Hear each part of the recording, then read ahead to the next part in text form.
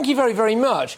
It's a strange one, this, because we seem to be handing out money left, right and centre. I even saw in the bulletins there, now bus drivers are going to go on strike. They want a pay rise in line with inflation. Where's all this money coming from? Does the taxpayer have the money to support these businesses? Well, thanks for having me, Patrick. I think in the long term, borrowing and debts will go up to help pay for the support package that the government have put in place for energy bills. I think one of the downsides of the government's proposals is it doesn't allow prices to do what prices do, which is to send a signal. What you kind of want to see happen is prices increase and then the government targets support those who need it the most. That would tell producers that they need to produce more at a lower cost. And it would also tell us at home that we might want to, hang our drying up instead of putting on the tumble dryer. So by capping prices, we're sort of insulating ourselves from those tough decisions that might need to be made on an individual level and on a firm level. Well, this is the thing. Are we just masking it? Because we've already seen things like I used to anyway, certainly love a pub. And we've seen things like, pubs being kept afloat and small businesses being kept afloat, furlough money dished out left, right and centre.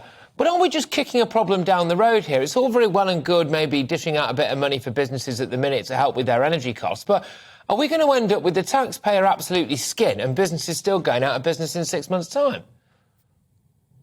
Well, you're absolutely right to say that, sort of massive interventions into the economy, they're starting to become the norm, which is very, very worrying. We don't want to see that every single problem that crops up, oh, don't worry, we'll just borrow more. And it's not even taxpayers today. It's our children and grandchildren who will have to pay it in years to come. So it's very, very important that we don't get into this habit and this mindset that every single problem can be fixed by the government.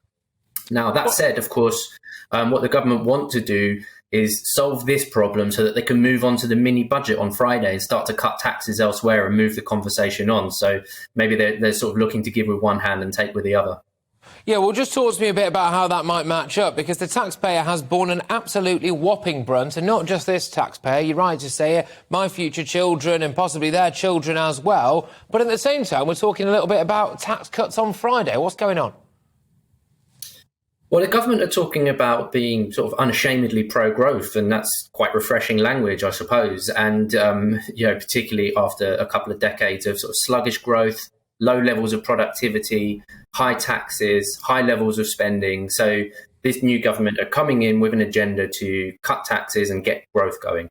That, if done well, could be a very positive thing for the UK economy and, again, for individuals and at firm level. We're talking about a potential reversal to the increase in corporation tax, so holding it at 19% instead of increasing it to 25%, and also reversing the national insurance increase that the last Chancellor implemented in order to help pay for the NHS backlog. But as we know, spending more and more money on the NHS doesn't necessarily seem to solve its problems. So these are welcome steps. There's a cost of living crisis, so tax cuts will make a meaningful difference to people when they pick up their pay packets.